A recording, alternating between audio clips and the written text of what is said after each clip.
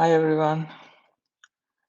Let me get my screenshot. Okay. Hopefully everyone can see my screen. So good morning, good afternoon, good evening, based on the location that you are joining. It's a very early morning for me. I'm based in California. It's 4:20 a.m. So today, actually, during next 45 minutes, we are going to discuss this new architecture concept based on a paper that I have published some time back. I'll share the link during this session as well. So before jumping into the session, I'll give a quick introduction about myself. So this is me. I started my career a long time back as a C++ programmer, and then worked in product engineering and architecture teams a while, and then moved into more external facing technical roles, and then led the solutions architecture team, and then moved to the CTO office, authored two architecture papers and a methodology. Now, as a chief technology evangelist, I am telling the WSO2 story. So today, I'm not going to talk about WSO2, but WSO2 is a technology company that we provide integration, API, and security. And if you are interested, you can go to WSO2.com and then get more information. So during next 45 minutes, this is what I am planning to do. Explain why we have introduced a new pattern. And then I'll talk a little bit about how we created this pattern and then what it is that we will do a deep dive into this new architecture concept called the cell-based architecture. So before pandemic started, like I got invited to speak about this topic in many architecture conferences like O'Reilly and QCon, so on and so forth. So when I entered the room, I got feedback like similar to this. People came to the room because of the topic. It's an interesting thing for them, but they had a look like this, and they were looking at whether this guy smoke it, because there are enough architecture patterns and the microservices are well established and cloud native stuff are popping up. So most of the architects were wondering why we need another new pattern. But actually, we were not smoking. We had many motivation factors that I'll explain. The mainly the first motivation is we found a mismatch in the industry, that architects are looking for an application architecture pattern, but the available patterns doesn't match their requirements. So that was the main motivation we had while working on this architecture paper. So the first motivation factor is existing architecture or the reference architectures are layered, and layered architecture creating a lot of issues, because as a result, the organization started organizing in a way the same layers, the same technology layers. So layers creating gates, and gates are blocking the flow of a developer, because developer productivity is totally depending on the flow that they have. So this layer is not supporting that free flow, and organizations cannot be agile with this architecture. And as a result, these organizations are practicing agile principles, but they are moving to a more waterfall agile approach because of this layered architecture. So we thought it is not going to work. Then the next motivation is, if you look at the architecture diagrams architects are drawing, those are really clean, very aligned, and using almost every modern technology available in the industry. But if you take a look at what's really happening in the and the underneath enterprise architecture, it looks like this, because we can't avoid the applications and data that we have built or bought during last 2 decades. We have to deal with those data. We have to deal with those systems to provide capability or internal consumers who's utilizing these applications. So we can't forget about the existing data and the architecture. And what we see in the existing reference architectures, either it is addressing brownfield or it is addressing greenfield. So we thought we need to look at a new way, and then the reference architecture we are going to introduce should address brownfield as well as the greenfield as well. Because if you look at an organization, more and more capabilities are on the brownfield, and we need to bring greenfield applications as well as slowly move all brownfield applications into greenfield. That is the reality happening at the ground level. Then the next thing that we realized, most of the reference architectures available are not reference architecture.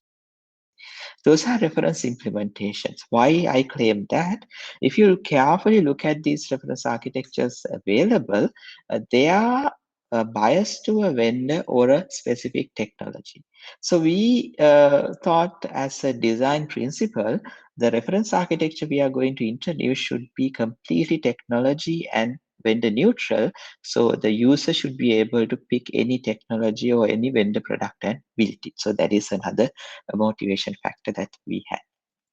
And the next thing is when you are working with the architecture team or an organization, you realize the existing architecture is blocking to introduce new technologies. So it's basically, as an example, some organizations are telling, I have a Kubernetes cluster, but the existing applications cannot move into that. Or they might tell, I have a Kafka broker running, but I can't utilize it with the existing applications because of the architecture. So that flexibility to introduce or replace the existing technology should be there in the reference architecture. That was another design principle we had. Then we identified there's a gap between architecture, development, and deployment, or architect, developer, and DevOps. Architect will architect something, and then developers will go and develop something different, and the DevOps engineer will go and deploy something completely different. So there's no gap. So we thought of, we need to create the bridge between these three groups, and the reference architecture is a really good way to do that, and we should support it. So those were the main design principles and motivations that we had. Before jump into the new architecture pattern, let's take a look at what really happened during last 2 decades. So this is how the architecture evolution happened. Basically, we started with monolithical applications, moving to the 2-tier, and then the most interesting era came with the 3-tier architecture, and we use sub patterns of 3-tier like model view controller. Then service-oriented architecture came into the picture by the business logic with services and APIs, and there were multiple sub patterns of service-oriented architecture came into the market, like event-driven architecture, web-oriented architecture, so on and so forth. Then microservices came into the picture, and now we are going to introduce new architecture called the cell-based architecture. That's kind of a quick introduction to how the evolution happened in the architecture domain. And I'm sure you must be involved in different stages of this journey. So this is a traditional layered architecture that I introduced around 2013, 2014 time. And this was a very productive architecture diagram that we use for many discussions and build many systems. If you look at this, is not a traditional layered architecture diagram because it's a two-dimensional, that you have all the system layers, system of record layer to the system of engagement, and then you see the life cycle stages of an application like develop, publish, consume, and run, as well as quality of services, secure, govern, and monitor in the other side. So as I said, it was a very successful architecture diagram, and still some of the organizations are using it, and I wrote a paper about layered and segment architecture some time back. So while we are working on this architecture during that time, we identified an organization building a agile platform using agile principles, but they took around 3 years to deliver this particular application. It had more than 100 APIs, 60 message flows, 80 services, and a number of databases. And they wanted to be multi-tenanted from day one, and they have 3 active first production use case. So we were wondering at that time why they took 3 years to deliver, even they were following agile. Then the problem we identified, even the team is following agile principles, the architecture was not agile enough to handle it. This layered architecture is not agile enough for them to be truly agile. Then that was an eye opener for us, and we thought we need to take a look at and define a new way to address this problem. So at the same time, microservices came into the picture as well. Organization started looking at and using microservices. As example, Netflix, Uber, eBay, those kind of organizations heavily used microservices during that era, and then started promoting it. But when you look at their architecture, on top microservices, they had a layer like Netflix call it as the APIs, Uber call it as the edge gateways, eBay call it as the API facade pattern. And it's, at the same time, Gartner introduced something called mini services on top of microservices because there was a need. So another layer came with this business and technology services alignment, and let's take a look at that. So if you look at it, look at a technical definition of a service, it's just a code that you can access to a network, basically a network accessible code based on the annotations that you do.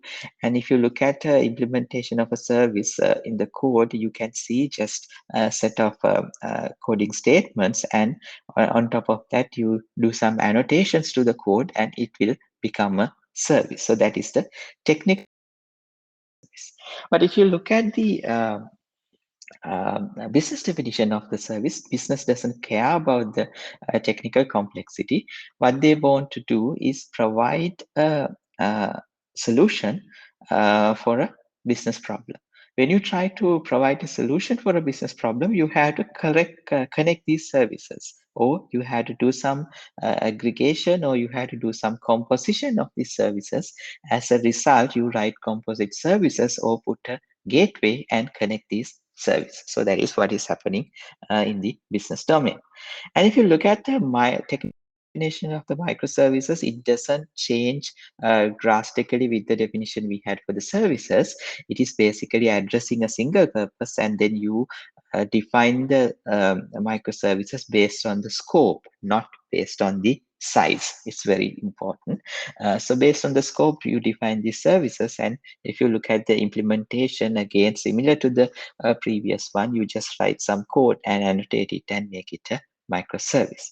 So what's the business definition of a microservice? So similar to services, the business is looking for a more modular component compared to the traditional monolithic services, but address or provide a business capability. When you try to provide a business capability, similar to the monolithic services, you have to connect microservices as well. It's like when you write couple of services, it might be not the case, but your the number of services getting increased. Connect these services using a gateway or a composite or a mini services. That is what's happening in the industry. So with this requirement during those days, the architecture looked like this. You have all the layers, and then there was an additional layer called microservices as like core microservices, and utilizing rest of the components in the architecture. So even organizations trying to practice microservices, they ended up using a layered architecture. So some organizations extend this thing a little bit by bringing segmentation. So they segmented the layers and provided ownership for different groups to manage their own capabilities within each and every layer. So I call it as a segmented architecture. That is one approach. But some of the organizations, they did a different approach. They gave a private entire platform for each group. So they duplicated the platform by running few common things like CI/CD processes and security, like a user store and a policy engine as a central way. So this is another approach, and I call it as platform of platforms. These were not giving the complete solution, and then we hit a dead end because even you try to do changes, it is stick to the layered architecture. So we couldn't go outside the layered nature that this architecture. So we hit the dead end, and we thought we need to take a fresh look. So we had a fresh look, and what we identified, we did many research on different areas and ended up our research on these four things. First is the quantum computing, and then we identify Kubernetes got really good distributed computing related concepts. We picked them from there. And then interestingly, we got some concept from biology and system biology as well. So while I'm doing the presentation, you will identify why we pay some attention to biology and system biology. So let's look at the architecture pattern. So as I explained in the beginning, we call it as a cell-based architecture.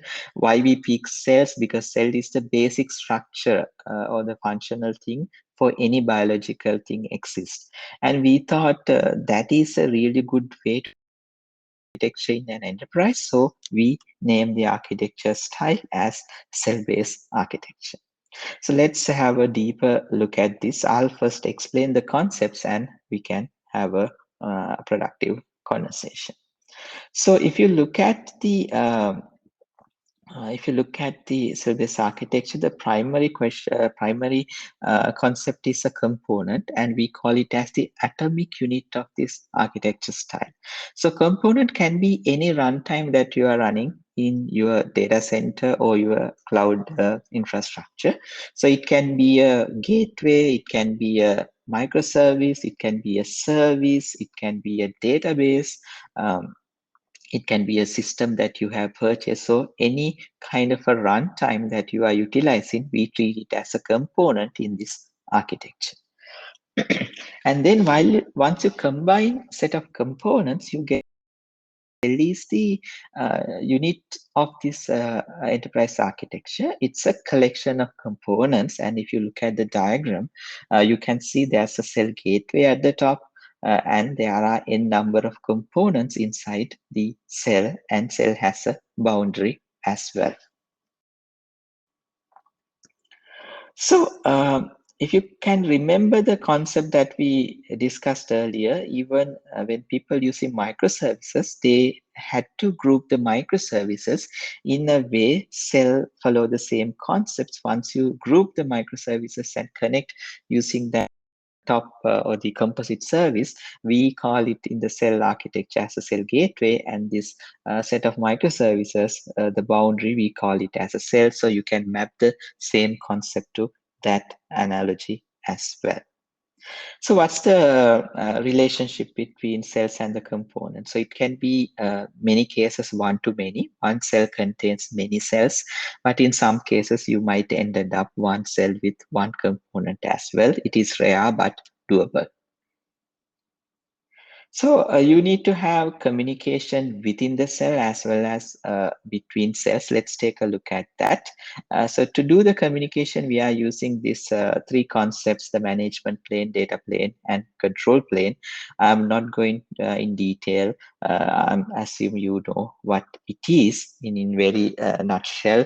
Data plane is where the data carried actual data, and control plane is the control signals are coming to manipulate this data and route the data, and management plane as a whole managing the control plane and the data plane and providing additional instructions and monitoring security kind of capabilities. So the cell communication happens in this two levels, intercell and intra-cell. So within the cell to communicate, we have a local control plane and a local data plane. And to cell communicate, we have a global control plane, global data plane, and in additional, you will have a global management. And I call the local communication as a local mesh and global communication as a global mesh. So if you are familiar with service mesh, this is service mesh plus plus, because you have a local mesh and a global mesh as well. I'm not going in detail to that. You can read the paper and write about the cell communication. So when it is going to the real communication in a cell, that cell gateway manage all the ingress calls. The rule here, any ingress communication should go through the cell. And if you are doing a egress call, it can directly go to a gateway in another cell. So you can use sidecar, adapter, ambassador, those kind of communication patterns to achieve that. So I will reiterate it. Any ingress call should hit the cell gateway, but any egress call can go into another cell. So this is a very API-centric architecture if you really take a look at it, because all the communication, like from a cell to cell, and the capabilities that you expose from a cell go through a gateway and expose it as API, and the components communicate using APIs as well. But these are not only RESTful APIs. You will be using events and streams to extend the capabilities. So you can use any kind of an communication pattern by using APIs, and you should pick a gateway that can support all these patterns. So the since the communication happen, ingress calls are happening through the gateway. You can enforce policies at the gateway level, and you can enable observability at the gateway level. Advantages you will get by using this gateway pattern.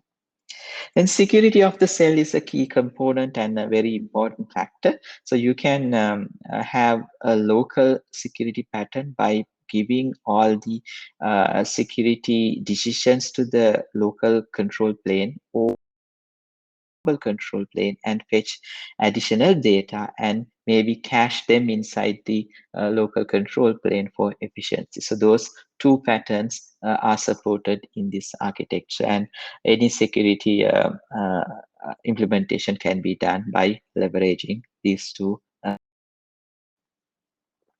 And what is the developer experience of the cell? So a developer can build a brand new cell, or they can group existing microservices and create a cell, or they might need to update an existing cell, or they have to create a new version of the cells.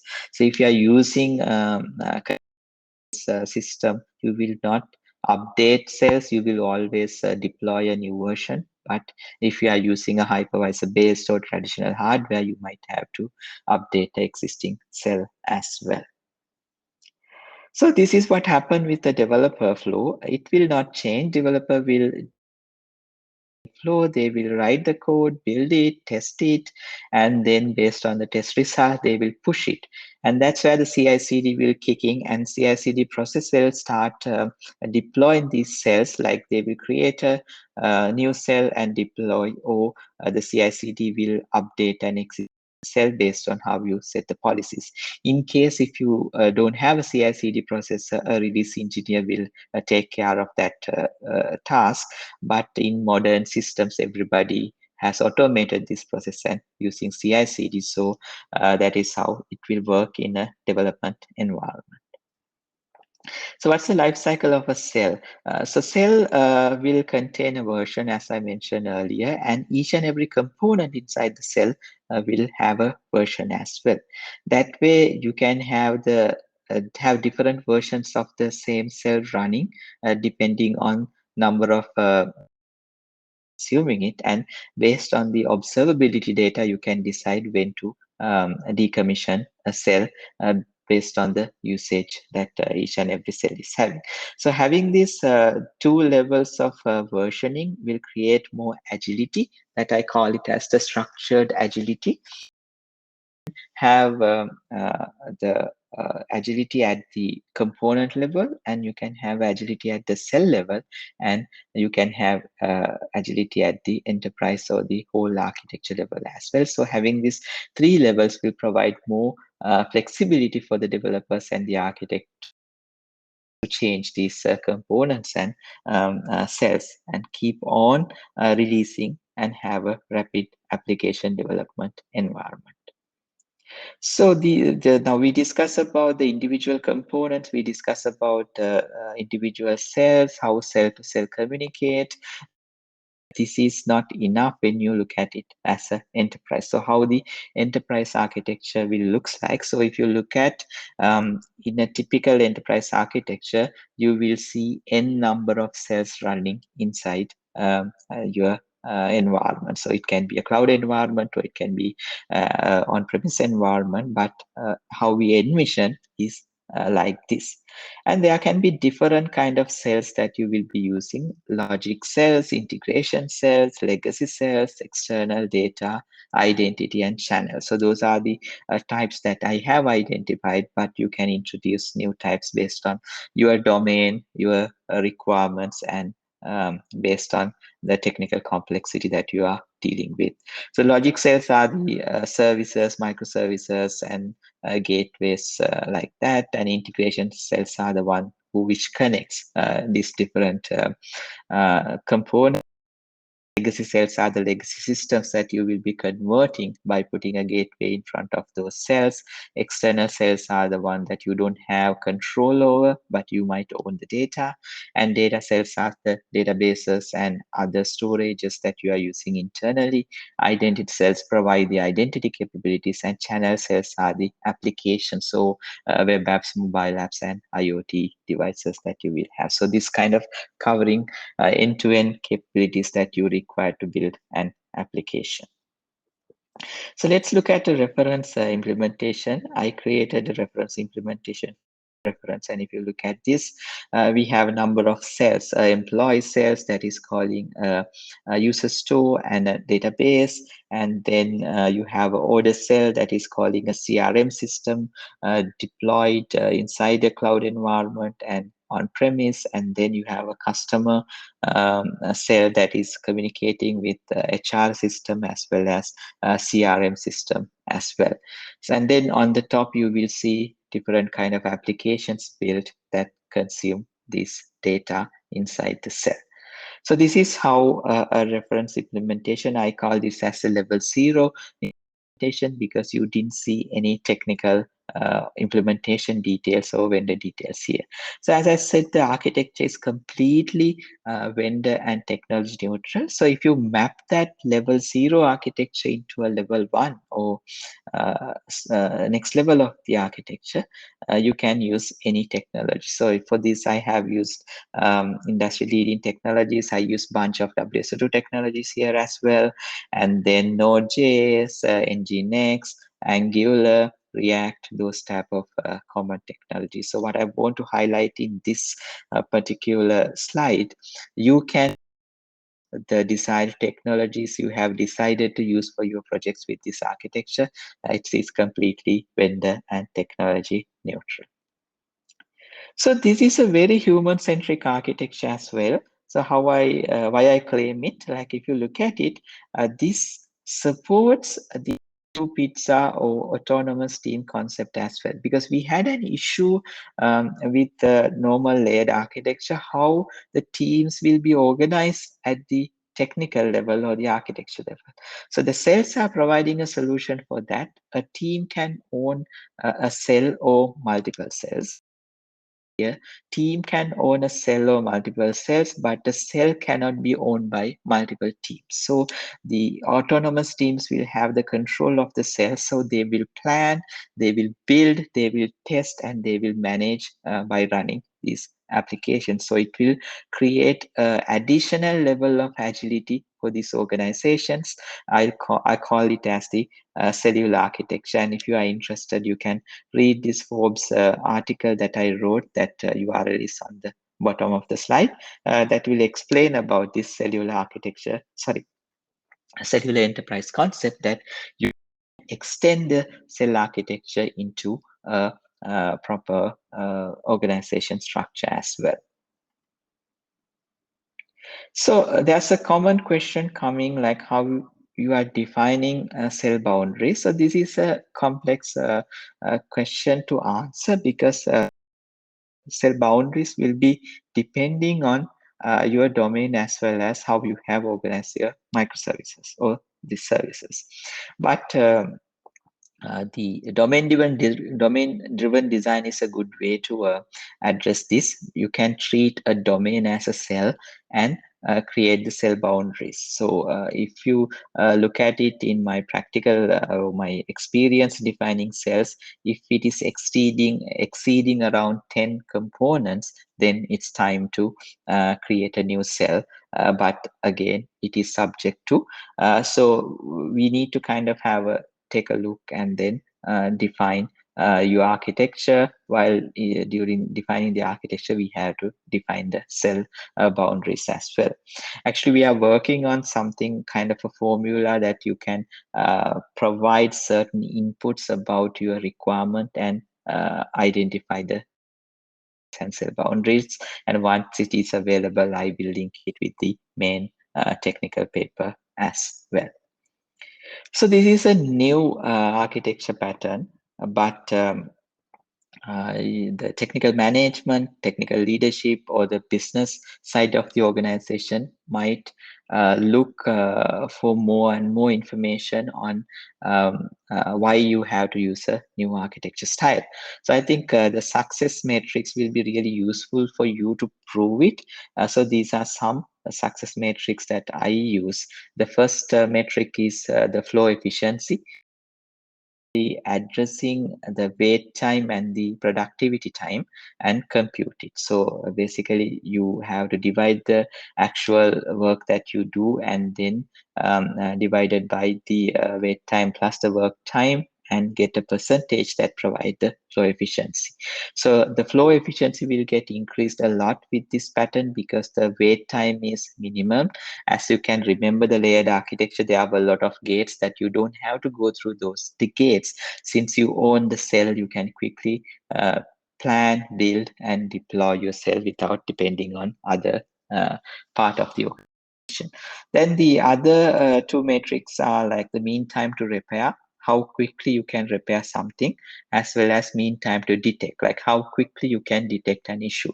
So these are really good way of show that the impact you are making to the organization by adopting this new architecture style. So I highly recommend to use this stuff. And if you have time and a way to fetch the data, building a dashboard will be really useful.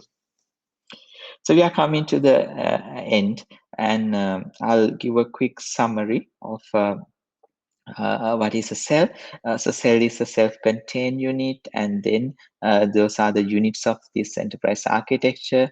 And cell is independently scalable, that at the component level you can scale, as well as at cell level you can scale based on your scaling policies. And cell contains a local data and a control plane.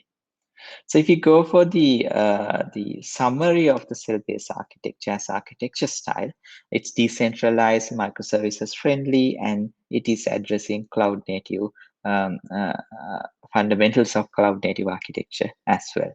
And it is technology neutral and vendor neutral, and it is very human centric, as I explained, a really good way for the two pizza team to use. And it is using APIs to communicate internally as well as externally, and you can build API products using cells as well. So that is the architecture style.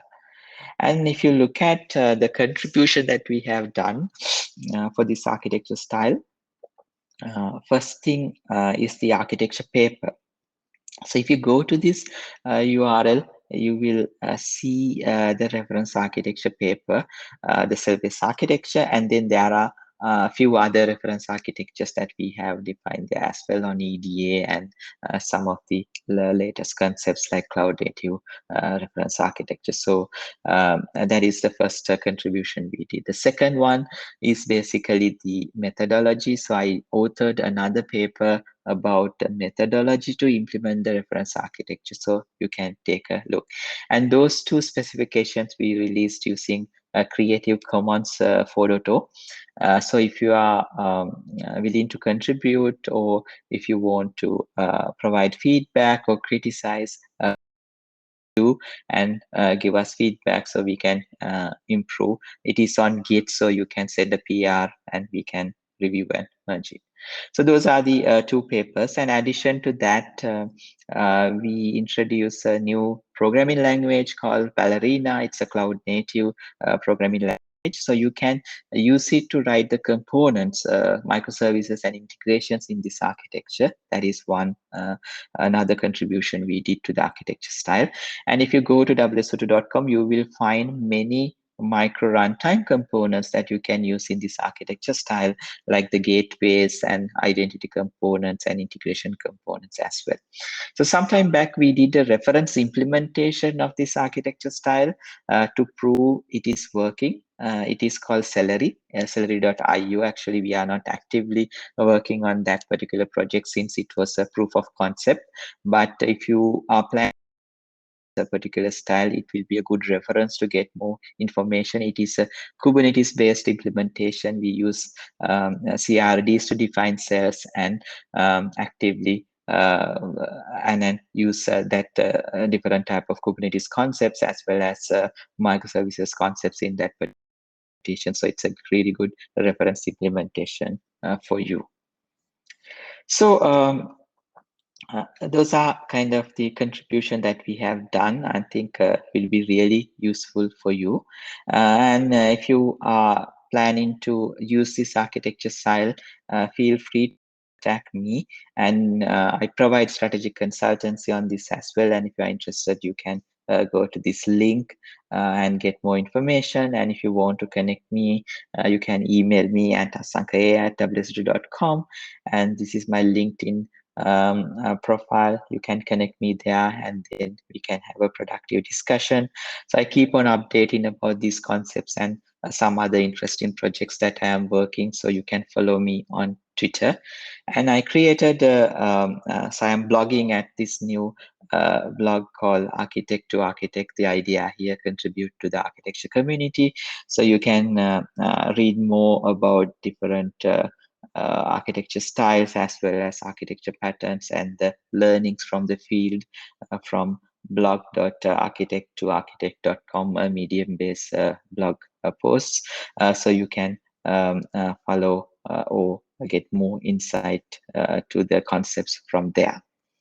So these are the contact details, and I assume you had got more insight about this architecture style. And I'll go back to the previous slide. Like, these are the URLs that you can refer to the detailed specification. So it's a detailed specification that provides a lot more information that than I explain here. But even the specification structure is similar to the structure that I followed in this presentation. All these sections are addressed in detail in the specification. So I invite you to go there and read it. Okay. So we have 6 more minutes, and if you have any questions, feel free to post it in the chat. So I'm happy to answer them.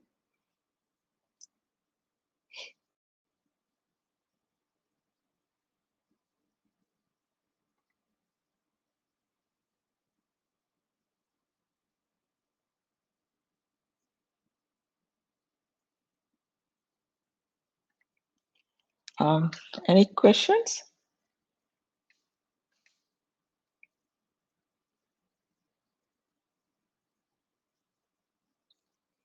So we have around 5 more minutes. And if you're working on a microservices style architecture or a cloud native architecture, I think you can clearly refer the concepts that I explained, and some of the I think, answers to some of the practical issues that you are facing. So one thing I forgot to mention, even Cell can treat it as a composite, that you can use a cell to deploy the entire units that you are working on. So that's another angle of looking at a cell, extending it as a architecture construct. So looks like there's no other questions. So I will end the session, and I hope you will have a great continuation of the conference. I think it's the end of the conference, but I believe there's a keynote. So have fun, and as I mentioned, if you have any questions or if you need more information, feel free to contact me through these contact details I have. Um, and thanks for joining, and have a good day.